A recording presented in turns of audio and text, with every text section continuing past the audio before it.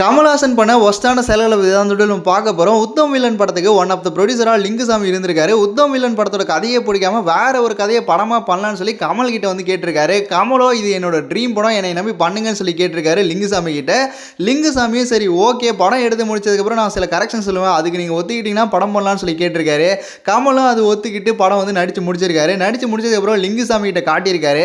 அவர் சில கரெக்ஷன்ஸ்லாம் வந்து சொல்லியிருக்காரு. ஆனால் கமல் வந்து அதுக்கு ஒத்துக்காம கரெக்ஷன்ஸ்லாம் வேணாம், என்னை நம்பி அப்படியே ரிலீஸ் பண்ணுங்கன்னு சொல்லியிருக்காரு. அப்படியே ரிலீஸ் பண்ணால் படம் ஃப்ளாப் ஆகி லிங்குசாமிக்கு வந்து நஷ்டமாயிட்டு இருக்கு.